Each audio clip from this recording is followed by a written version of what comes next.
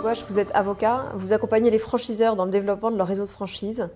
Une question centrale, quel coût pour le franchiseur? Est-ce que se développer en franchise coûte moins cher que de choisir d'ouvrir ses propres succursales? Alors, c'est évidemment un choix stratégique, franchise contre succursale. Dans la franchise, vous avez des relations contractuelles avec des entrepreneurs indépendants qui sont propriétaires de leur fonds de commerce, donc qui capitalisent sur leur fonds. Quand vous êtes succursaliste, au contraire, vous avez acheté un fonds ou vous l'avez créé, vous l'avez agencé, vous avez investi vos capitaux, vous avez emprunté et vous avez un pouvoir de direction sur des salariés qui exploitent le fonds. Donc vous voyez, c'est droit de créance en droit versus droit de propriété et pouvoir de direction. Ça n'est pas la même chose. Mais alors évidemment, on le voit tout de suite, c'est CAPEX contre cash flow.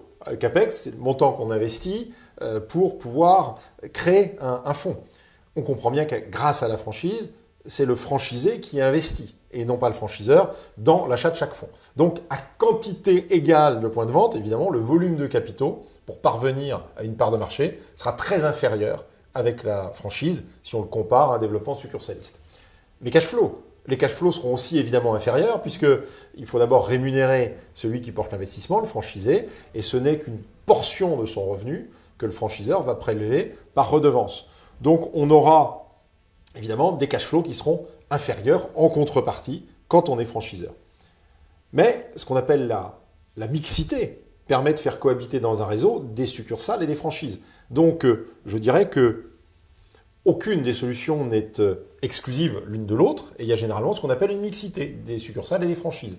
Et ce taux peut évoluer, mais il peut aussi évoluer, si on veut intégrer des cash flows, à la faveur du rachat de franchisés. Et on peut, dès le départ, ça se fait beaucoup dans la distribution alimentaire ou la grande distribution spécialisée, organiser des promesses de rachat de ces franchisés dans les contrats de franchise. Ce qui permet d'intégrer les cash flows à terme pour resuccursaliser et mieux valoriser le réseau. Donc, quelles sont les dépenses préalables au lancement du réseau que je vais devoir faire et peut-on les estimer? Oui, alors vous allez tout d'abord devoir créer une charte architecturale parce qu'il faudra qu'il y ait un agencement qui soit identique d'un point de vente à un autre. Créer une charte graphique puisque elle doit, cette identité visuelle, être déclinée d'une manière homogène par tous les franchisés et donc acquérir des droits d'auteur sur la charte architecturale, la charte graphique. Donc là, évidemment, le coût dépend très largement de la renommée des architectes commerciaux et des graphistes que vous utilisez et les prix peuvent aller de quelques milliers d'euros à quelques millions pour les plus réputés. C'est donc une fourchette extrêmement large. La protection de la marque. Donc il faut acquérir une protection de marque, puisque le contrat de franchise opère mise à disposition de marque. La protection de la marque va coûter de quelques centaines à quelques milliers d'euros en fonction du nombre de classes et de son étendue, c'est-à-dire du nombre de dépôts, du nombre d'offices auprès desquels on doit déposer. En France, ou est-ce qu'on veut un dépôt plus large, un dépôt unitaire de l'Union par exemple, ou est-ce qu'on demande des extensions internationales de dépôts, etc., etc. Ensuite, il y a des dépenses de conseil en organisation.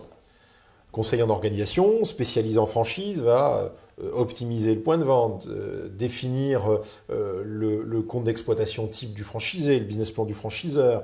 Il va organiser les fonctions du franchiseur. Il va falloir ensuite rédiger le manuel opératoire, puis se doter d'un contrat de franchise et d'un DIP. Une fois qu'on a fait cela, on a fait le setup. Alors ce setup, on peut estimer que globalement, son coût moyen est de l'ordre de 50 à 100 000 euros selon l'étendue des besoins, en moyenne. Si évidemment, les graphistes et les architectes ne sont pas trop onéreux. C'est globalement l'enveloppe qu'il convient de prévoir. Maintenant, c'est pas tout. Là, on n'a fait que le setup. Bien oui, parce que maintenant, il faut lancer le réseau et débuter son développement. Alors, quel coût cela va représenter pour moi en tant que franchiseur?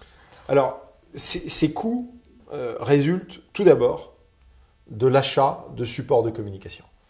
Ça peut être des LinkedIn, des Facebook Ads, etc. Ça peut être des achats de leads, ça peut être de la chasse, ça peut être des annonces sur le réseau Internet, dans la presse papier, des présences sur salon.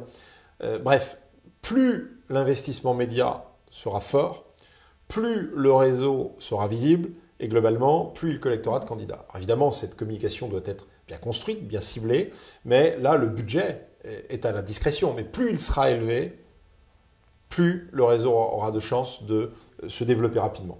Ma recommandation est globalement d'avoir sur la communication des niveaux qui soient réellement significatifs, substantiels en première année. Donc, quelle serait votre conclusion sur le coût d'un développement en franchise? Alors, peut-être avant cette question, je dirais qu'il y a aussi un BFR qui est lié à l'organisation de la fonction développement. Que, certes, il faut communiquer, mais il faut aussi des développeurs, internes ou externes, mais il y aura un besoin en fonds de roulement à financer qui sera lié à la fonction développement. Et là, ma recommandation, c'est aussi de prendre les bons développeurs, les développeurs adéquats, des gens qui ont du métier, c'est un métier de terrain, c'est un métier complexe. Il ne faut pas hésiter à s'adjoindre des ressources expérimentées si vous voulez transformer vos candidats. Donc ça se paye. Donc quelle conclusion en tirer? Franchiser, c'est un métier Oui. dont il faut acheter la maîtrise auprès de professionnels, conseils en franchise, avocats.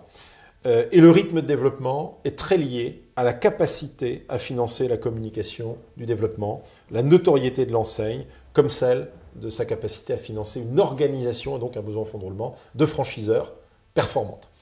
Donc je pense qu'il faut le prendre au sérieux, c'est une décision stratégique. Ça n'est pas une voie de développement par défaut parce qu'on n'a pas les moyens de faire de la succursale. C'est une décision stratégique et il faut lui allouer des moyens.